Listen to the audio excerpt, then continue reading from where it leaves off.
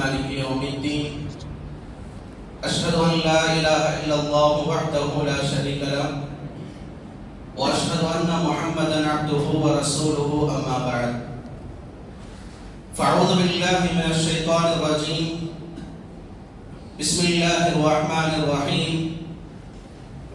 الحمد لله رب العالمين الرحمن الرحيم مالك يوم الدين إياك نعبد وإياك نستعين وقال الله تبارك وتعالى في موضع آخر فسبح بحمد ربك وكن من الساجدين واعبد ربك حتى يأتيك اليقين وقال الله تبارك وتعالى في موضع آخر ولقد بعثنا في كل أمة رسولا أن اعبدوا الله واجتنبوا الطاغوت.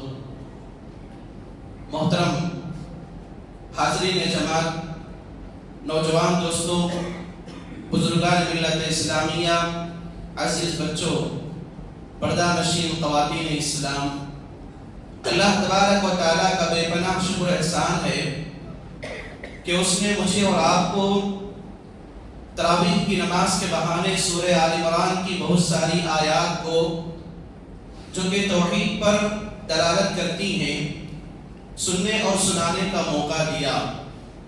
اللہ تبارک و تعالیٰ سے دعا کریں کہ اللہ تبارک و تعالیٰ آج کی تراویح کی نماز کے ذریعے مجھے اور آپ کو جو پیغام ملا ہوا ہے ان پیغامات پر مجھے اور آپ کو عمل کرنے کی توفیق نصیب عطا فرما. آمین رب العالمین. محترم حاضرین، اللہ کے فضل و کرم سے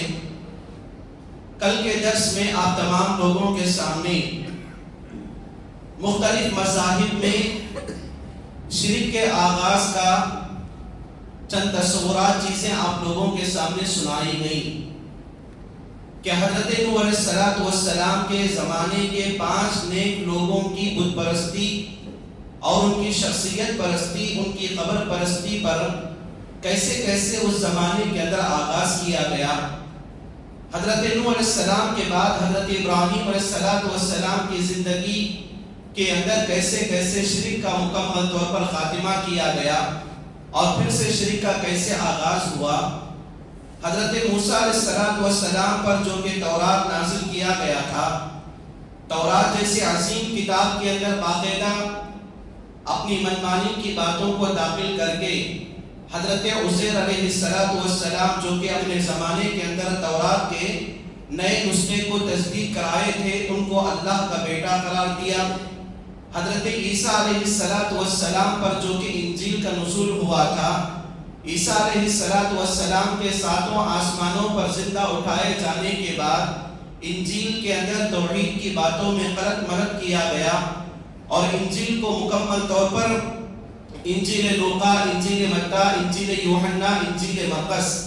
ان 4 حصوں میں انجیل کو تقسیم کر کے مکمل طور پر توحید کی باتوں کو نکالا گیا. اور اللہ کے نبی صلی اللہ علیہ وسلم کے زمانے کے اندر آپ کا زمانہ جیسے ختم ہوا تو مکمل طور پر لوگوں کے درمیان لات، منات، عزا، حبل، ان تینوں معبودان باطلہ کی جو عبادت پہلے سے کی جاتی تھی اللہ کے نبی صلی اللہ علیہ وسلم کے زمانے کے بعد پھر سے کیا جانا شروع ہوا. اور اسی کے زمانے کے اندر مکہ کے مشرکین کے اندر جنات کی پرستش کی گئی اور فرشتوں کی پرستش کی گئی. اور اس کے علاوہ جیسے جیسے زمانہ بڑھتا گیا تو اپنی دنیاوی زندگی کے اندر بہت سارے ممالک جیسے روس کا جو علاقہ تھا، کمیونزم کا علاقہ، کمیونزم کی پرستش ان کے اندر آ گئی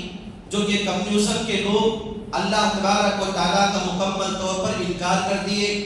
جاپان اور چائنا کے جو لوگ تھے وہ اپنے زمانے کے اندر شنڈیزم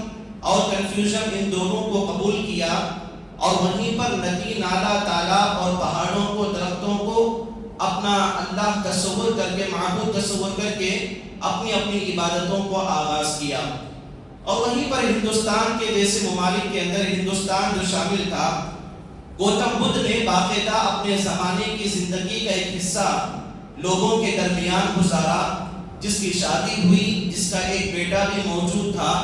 لیکن جب وہ دنیا سے بیزار آ گیا تو اپنے آپ کو جنگل کے رخ کر لیا اور اپنے آپ کو صوفیزم کو قبول کرنے کے لیے تیار ہوا، اور وہاں پر جانے کے بعد دنیا کا انکار کر دیا اور اپنے آپ کو دنیا والوں سے الگ تھلگ رہ گیا، اور اپنے زمانے کے اندر مکمل طور پر 8 باتوں کو جو قرآن و حدیث سے ملتی ہیں کہ لوگوں تم سچ بولو، سچائی کی چیزوں کو کھاؤ، امانت کو قائم کرو، ایسی باتیں جو 8 باتیں تھیں، ان 8 باتوں کو لوگوں کے درمیان رکھا، لیکن اپنے آپ کو کبھی خدائی کا دعویٰ نہیں کیا۔ گوتم بدھ کے جو ماننے والے تھے، جو معتقدین تھے، ان کے جو فالوورز تھے، دیائی مالا جن کو کہا جاتا ہے، وہ اپنے زمانے کے اندر گوتم بدھ کے انتقال کے بعد گوتم بدھ کی ایک بہت بڑی مورتی بنائی گئی اور گوتم بدھ کو اپنا خدا تصور کر لیا گیا۔ گوتم بدھ کے اسٹوڈنٹس میں ایک اسٹوڈنٹ تھا جس کا نام رشپت ناتھ تھا، اور رشپت ناتھ جو باقاعدہ اپنے زمانے کے اندر جینزم کا آغاز کیا۔ جینزم کا آغاز کرنے کے بعد گوتم بدھ کی طرح 8 تعلیمات کو رکھتے ہوئے 10 تعلیمات کا آغاز کیا، اور اسی زمانے کے اندر ہندوستان، پاکستان، بنگلہ دیش، سری لنکا، نیپال، ان 5 علاقوں کے اندر ہندوازم کا آغاز ہوا۔ اور ہندوازم کا آغاز جیسا کہ کل کے درس میں بتایا گیا تھا کہ جس کے اندر کوئی نہ آسمانی بات ہے، نہ کوئی ولی کی بات اس کے اندر پائی جاتی ہے، لوگوں کی قبولیت کی باتیں، قیادات کی باتیں، مرضی کی باتیں داخل کراتے ہوئے اس مذہبی کتاب کے اندر جیسا کہ کتابوں کو تذکرہ کیا جاتا ہے، رگ وید، یجروید، ساموید، اتھروید، تریٹیکا، تریمنتر، بھگوت گیتا، رامائن، پراناس، اپنشد، ان 10 کتابوں کو ہندوازم کے اندر باقاعدہ ان کی مذہبی کتابیں بنا کر اس کے اندر بہت سارے معبودان باطلہ کو وجود میں لایا گیا کہ ان کا کوئی معبود کسی کے میل سے پیدا ہوا ہے، کسی کی مٹی سے پیدا ہوا ہے، کسی کے غصے سے پیدا ہوا ہے، اور کسی کی راگ سے پیدا ہوا ہے، کسی کی اپنی مرضی سے پیدا ہوا ہے۔ تو ایسے ہندوؤں کے اندر معبودان باطلہ کا جب آغاز ہوا تو ان کے معبودان باطلہ کی تعداد 3033 کروڑ کو چلے گئی۔ 33 کروڑ کیا ہیں غیر مسلمین کے معبودان باطلہ ہوئے، اور اسی کے موقع پر مکمل طور پر لوگوں کے درمیان پایا گیا۔ اور انہی میں سے مسلمانوں کا جو معاملہ تھا،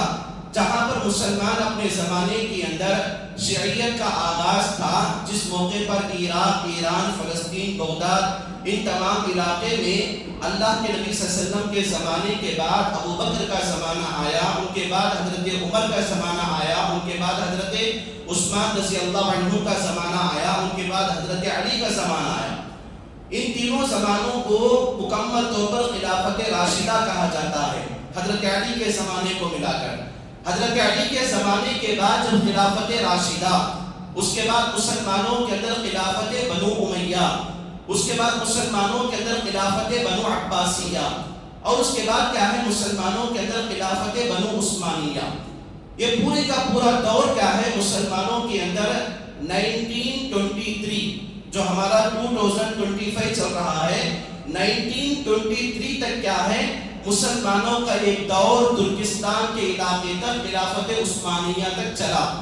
خلافت عثمانیہ جس موقع پر ترکستان کا جو علاقہ تھا، حرمین شریفین، ہم مسلمانوں کا جو قبلہ اول ہے یعنی قبلہ علی جو قبلہ ہے، وہاں پر مکمل طور پر ترکستان کے علاقے کی عبادت کی جانے، عبادتی طور پر ان کی حکمرانی اور ان کی نگرانی کی جاتی تھی۔ بعد میں اللہ تبارک و تعالی رحم و کرم فرمائے، شیخ محمد بن عبد الوہاب رحمہ اللہ اور شیخ شاہ ولی اللہ محدث دہلوی رحمہ اللہ، جس موقع پر 1852 کے اندر ہندوستان کے اندر جس موقع پر انگریزوں کا پورے کا پورا غلبہ ہوا اور کالی کٹ کے اندر واسکو ڈی گاما جب آیا تو مکمل طور پر ہندوستان کے اندر انگریز، ڈچ اور فرانس کے یہ پورے لوگ کیا ہیں ہندوستان کو قبضہ کرنے لگے، جس وقت ہندوستان کے اندر مغل سلطنت کی مکمل طور پر حکومت پائی جاتی تھی۔ عادل شاہ، شہین شاہ، یہ پورے کے پورے اپنے زمانے کے اندر ایک بات پائی جاتی تھی۔ اورنگزیب کا زمانہ تھا، عادل اور شہین شاہ جو کہ ان کی ممتاز جو گھر کی عورت تھی، باقاعدہ اس کے انتقال کے موقع پر تاج محل کو بنایا گیا۔ تو یہ پورے معاملات ہندوستان کے اندر پائے جاتے تھے، تو ہندوستان پر قبضہ کرنے کے لیے انگریزوں نے مسلمانوں کو الگ الگ جماعتوں کے اندر بانٹا. وہیں پر مسلمان اور ہندوانہ فرقے کو قائم کرنے کے لیے مسلمانوں کے درمیان مکمل طور پر جماعتوں میں تقسیم کرنے کے بعد جیسے اللہ کے نبی صلی اللہ علیہ وسلم کے زمانے کے اندر مسلمانوں اور صحابہ یعنی صحابہ اور یہودی جو مدینے کے اندر تھے ان دونوں کے درمیان کے اخلاق کو معاملات کو خراب کرنے کے لیے اس زمانے کے اندر جیسے عیسائیوں نے یہودیوں نے اپنے آپ میں سے ایک آدمی کو بلا کر منافقین کا سردار عبداللہ بن ابی کو بلایا گیا. عبداللہ بن ابی کو اپنے زمانے کے اندر مسلمانوں کی مخالفت کرنے کو سکھایا گیا. تو یہ معاملات جیسے بڑھے تو وہاں پر اللہ تبارک و تعالیٰ نے باقاعدہ اللہ کے نبی صلی اللہ علیہ وسلم کو ان چیزوں کا آغاز کروایا. تو جس موقع پر مسلمانوں کی مخالفت میں یہودیوں نے اپنے ایجنٹوں کو تیار کیا تھا اسی موقع پر لگ بھگ اسی طریقے کو اپناتے ہوئے ہندوستان کی جنگ آزادی سے مسلمانوں کو روکنے کے لیے مسلمانوں میں کے بعض لوگوں کو انگریزوں نے مول لیا. انہی میں سے ایک کا نام آتا ہے مرزا غلام احمد قادیانی جو اپنے زمانے کے اندر نبوت کا دعویٰ کیا. تو اللہ تبارک و تعالیٰ اللہ کے نبی صلی اللہ علیہ وسلم کی نبوت کی حفاظت کے لیے مولانا الاسلام شیخ الاسلام ثناء اللہ امرتسری رحمہ اللہ کو اللہ تعالیٰ پیدا کیا. تو وہاں پر مناظرہ ہوا اور وہاں پر معاملات ختم ہو گئے. تو یہ ہم مسلمانوں کے اندر جیسے عقائد کا خاتمہ ہوتا گیا نئی بدعات کا جب شروعات ہوا تو اس کے اندر سب سے پہلا قدم انگریزوں کا ہے. کیونکہ اس زمانے کے اندر شاہ ولی اللہ محدث دہلوی کی جو کتاب ہے اور شاہ اسماعیل شہید رحمہ اللہ کی جو کتاب ہے جو کہ ہمارے مدارس کے اندر کتاب پڑھائی جاتی ہے چھوٹی سی کتاب ہے تقویۃ الایمان. اس زمانے کے اندر تقویۃ الایمان کتاب جو آدمی پڑھتا تھا مکمل طور پر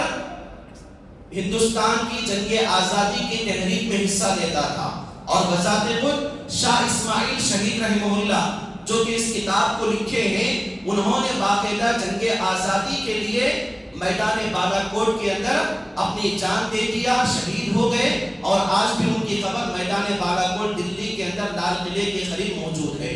تو گویا کہ یہ میری اور آپ کی تاریخ بتاتی ہے کہ مسلمان ایک پلیٹ فارم پر توحید اور عقیدے کی بنیاد پر رہ کر جب کام کرنا شروع کرے تو مسلمانوں کے درمیان عقائدی بگاڑ لانا شروع کرے. انگریزوں نے عقائدی بگاڑ لا کے سب سے پہلے مسلمانوں کے درمیان صوفیزم کو عام کیا گیا. عام طور پر کل کے درس میں آپ لوگوں کے سامنے بتایا گیا تھا کہ ہندوؤں کے اندر غیر مسلمین کے اندر روس اور چائنا کے ممالک کے اندر باقاعدہ عقیدہ وحدت الحلول جو بتایا جاتا ہے کہ آدمی اپنی زندگی کے اندر 7 جنم اس کے ہونے کے بعد وہ اپنی پوری گناہوں سے پاکیزہ ہونے کے بعد نعوذ باللہ اس کی روح کیا ہے اللہ کی روح سے جا کر ملتی ہے. یہی عقیدہ برہمنزم کا عقیدہ ہے. اسی عقیدے کو صوفیزم کے عقیدے کے اندر رکھا گیا. بخاری اور مسلم کی ایک حدیث میں آتا ہے کہ اللہ کے نبی صلی اللہ علیہ وسلم نے بتایا آدمی عبادت کرتا ہے اور عبادت کرتے کرتے مکمل طور پر وہ فرائض میں آگے بڑھتا ہے نوافل میں آگے بڑھتا ہے سنتوں میں آگے بڑھتا ہے یہاں تک کہ وہ آدمی اللہ تعالیٰ سے اتنا قریب ہوتا ہے. حدیث میں آپ کو بتا رہا ہوں وہ آدمی اللہ تعالیٰ سے اتنا قریب ہو جاتا ہے کہ اللہ تعالیٰ اس کا کان بن جاتا ہے جس سے وہ سنتا ہے. اللہ تعالیٰ اس کا ہاتھ بن جاتا ہے جس سے وہ پکڑتا ہے. اللہ تعالیٰ اس کی آنکھ بن جاتا ہے جس سے وہ دیکھتا ہے. اللہ تعالیٰ اس کا پیر بن جاتا ہے جس سے وہ چلتا ہے. یہ حدیث کے جو جملے ہیں حدیث آدھی حدیث بیان کر کے لوگوں کے درمیان عقیدے کی بگاڑ کو حلول کے عقیدے کو برہمنزم کو ثابت کرنے کی کوشش کرتے ہیں صوفیزم کے آڑ کے اندر. دیکھو حدیث میں خود اللہ کے نبی صلی اللہ علیہ وسلم بتائے ہیں کہ کیسے اللہ تعالیٰ انسان کا کان انسان کی آنکھ انسان کا ہاتھ اور انسان کا پیر بن جاتا ہے. خود اللہ کے نبی صلی اللہ علیہ وسلم بتا رہے ہیں. تو اس طرح حدیث کے اندر ہیرا پھیری کر کے اس حدیث کو مکمل طور پر صوفیزم کو عام کرنے میں ہندوستان کے مسلمانوں کے اندر ایک بہت بڑا پولیٹیکل گیم کھیلا گیا، اور اتنا بڑا پولیٹیکل گیم کھیلا گیا کہ مسلمان آہستہ آہستہ اپنے عقیدہ اور توحید کو کمزور کرتے ہوئے عقیدہ وحدت الحلول کو، صوفیزم کو قبول کرنا تیار کیے، اور قبول کرنے کے لیے ہندوستانی مسلمان شروعات کے اندر باقاعدہ آگے بڑھے۔ تو اس حدیث کے اندر یہ بھی بتایا گیا، علماء سلف نے بتایا آگے کی جو حدیث ہے کہ مکمل طور پر جب وہ مانگتا ہے تو میں اسے دیتا ہوں۔ اس حدیث کی تشریح میں علماء سلف نے لکھا ہوا ہے اللہ تعالیٰ انسان کا کان بننا، ہاتھ بننا، پیر بننا، یہ کیا مطلب ہے اس کا؟ اس کا یہ مطلب ہے کہ اللہ تعالیٰ کی نگرانی میں وہ آدمی آ جاتا ہے، وہ آدمی اللہ کی ناپسندیدہ چیزوں کو نہیں سنتا۔ حدیث کا مطلب یہ ہے وہ آدمی اللہ تعالیٰ کی ناپسندیدہ چیزوں کو نہیں دیکھتا، وہ آدمی اللہ تعالیٰ کی ناپسندیدہ چیزوں کو نہیں پکڑتا، اور وہ آدمی اللہ تعالیٰ کی حرام کرتا اور ناپسندیدہ جگہ نہیں جاتا۔ گویا کہ اس کے جسم کے آنکھ، ناک، کان اور ہاتھ، پیر، یہ پورے کیا ہے اللہ تعالیٰ کی حفاظت میں آ جاتے ہیں۔ اس حدیث کی تشریح کا مطلب یہ ہے، اور حدیث کی جو آگے کا جملہ ہے کہ جب وہ مانگتا ہے تو میں اسے دیتا ہوں، گویا کہ آدمی عبادات میں، ذکر و اذکار میں اتنا زیادہ اللہ تعالیٰ سے قریب اگر ہو جائے گا تو وہ آدمی کیا ہے دنیا کے اندر مستجاب الدعوات میں سے ہوتا ہے کہ اللہ تعالیٰ بعض ایسے صحابہ کی، بعض ایسے انسانوں کی دعا کو فوراً قبول کرتا ہے، بس ان کے مانگنے کی دیری ہوتی ہے، اللہ تعالیٰ فوراً قبول کرتا ہے دعا۔ تو ان میں سے انبیاء علیہ السلام ہیں، صحابہ اکرام ہیں، اللہ کے نیک اولیاء ہیں، اولیاء اللہ ہیں، فوراً وہ اپنی زندگی کے اندر جو مانگتے تھے ان کے ہاتھوں کو نیچے کرنے سے پہلے اللہ تعالیٰ وہ چیز عطا کرتا تھا۔ اس حدیث کا یہ مطلب ہے۔ اسی حدیث کے سہارے امت مسلمہ کے اندر مکمل طور پر شرکیہ عقائد کو، شرکیہ باتوں کو لوگوں کے اندر داخل کیا گیا۔ تو پورے خلاصہ مجلس کا، آج کی مجلس کا یہ ہوا کہ جیسے جیسے ہم اپنے زمانے کے اندر حضرت نوح علیہ السلام سے لے کر محمد صلی اللہ علیہ وسلم تک اور ہمارے زمانے تک جو اسلام کی باتیں، قرآن و سنت کی باتیں، قرآن و حدیث کی باتیں جو ہیں وہ تمام کی تمام اپنی جگہ صحیح ہیں، لیکن اپنے زمانے کے اندر مسلمان کی اگر بات کریں تو مکمل طور پر جہاں پر قبر پرستی، پیر پرستی، عقل پرستی، شخصیت پرستی یہ پورا جب داخل ہو گیا تو اسلام کے اندر کیا ہے عبادات کی باتوں کو توڑ موڑ کر پیش کرنے جانے لگے۔ تو اللہ تبارک و تعالیٰ نے مکمل طور پر اس کی واضح کر دیا کہ ایاک نعبد و ایاک نستعین۔ جیسے آدم علیہ السلام سے لے کر محمد صلی اللہ علیہ وسلم تک جتنی قومیں آئیں، جتنی امتیں آئیں، جتنے انسان آئے، ان تمام کو اللہ تبارک و تعالیٰ صرف اور صرف اپنے اکیلے کی عبادت کے لیے بھی پیدا کیا ہے۔ تو اپنے اکیلے کی عبادت کے لیے پیدا کیا ہے۔ تو آج میری اور آپ کی زندگی کے اندر ہم انسان چاہے مسلمان ہو یا غیر مسلم، ہم سب اللہ تبارک و تعالیٰ کے بندے ہیں، اور ہم آج کے زمانے کی جتنی انسانیت ہے یہ پوری انسانیت کیا ہے امت محمدیہ ہے۔ یہ بات ہمیشہ یاد رکھیں کہ ہم جتنی بھی امتیں ہیں، جتنے بھی مسلمان غیر مسلم جتنے بھی اس دنیا کے اندر ہیں وہ پورے کے پورے امت محمدیہ میں شامل ہوتے ہیں۔ ہاں، امت محمدیہ کی دو قسمیں، ایک قسم ہوتی ہے امت اجابہ، یعنی وہ امت جو اللہ تعالیٰ کے نبی صلی اللہ علیہ وسلم کی شریعت کو قبول کر چکے ہیں، جو میں اور آپ ہیں، اور امت غیر اجابہ اس دنیا کے اندر وہ غیر مسلم ہیں جو اللہ تبارک و تعالیٰ کی اور اللہ کے نبی صلی اللہ علیہ وسلم کی تعلیمات کو قبول نہیں کیے ہیں۔ تو یہ دنیا کے اندر پوری انسانیت امت محمدیہ ہے، لیکن میری جو آپ کی امت محمدیہ میں میرا اور آپ کا جو شمار ہوتا ہے، ہم امت محمدیہ امت اجابہ جو غیر مسلمین ہیں ان تک میری اور آپ کی ذمہ داری بنتی ہے کہ میں اور آپ قرآن اور حدیث کی کی تعلیم ان تمام لوگوں تک پہنچانے کی کوشش کرے. اسی لیے اللہ تبارک و تعالیٰ نے میری اور آپ کی زندگی کے اندر اسلام جیسا عظیم مذہب دیا, اور یہی کیا ہے توحید اور عقیدہ مجھے اور آپ کو یہی بتایا جاتا ہے. اسی لیے سورۃ الفاتحہ کی جو آیت پہ ہم کہتے ہیں کہ ایاک نعبد و ایاک نستعین, اللہ تعالیٰ ہم صرف اور صرف تیرے اکیلے کی ہی عبادت کرتے ہیں اور تجھ ہی سے مدد مانگتے ہیں. جو کہ عبادت کا طریقہ اسلام میں کیا بتایا گیا ہے, عبادت کا معنی اور مفہوم کیا ہے, عبادت کے لیے کیا چیز ضروری ہے, کیا عبادت کی حد کیا ہے, مسجدوں کے اندر حد تک کی عبادت ہے, کیا ہمارے بیپار اور دھندار اور اپنے مکان دکان کے اندر کیا عبادتوں کو ہم داخل نہیں کریں گے. انشاءاللہ اگلے دروس کے اندر بتایا جائے گا. دعا کریں کہ اللہ تبارک و تعالیٰ سب سے پہلے ہم تمام لوگوں کو اپنے عقیدے کے اندر, ایمان کے اندر مضبوطی کے ساتھ رہنے کی توفیق نصیب عطا فرما. اپنے عقیدہ و ایمان کی مکمل طور پر اللہ تعالیٰ ہمیں تجدید کرانے کی توفیق نصیب عطا فرما, اور ہمیں اپنے عقیدہ و ایمان کی مکمل طور پر اپنے آپ کی نگرانی کرنے کی توفیق نصیب عطا فرما. اور ہمارے عقیدے کے اندر جن لوگوں کی سازشیں ہیں, ناکام کوششیں ہیں, اللہ تبارک و تعالیٰ اس کو تو دور نصیب عطا فرما. اللہ تعالیٰ ہمارے گھروں کے اندر ایمان کا داخلہ نصیب عطا فرما. اللہ تعالیٰ ہماری زندگیوں کے اندر ایمان کی حفاظت نصیب عطا فرما. آمین رب العالمین. اقول قولی ھذا واستغفر اللہ لی ولکم وما توفیقی الا باللہ. والسلام علیکم ورحمۃ اللہ وبرکاتہ.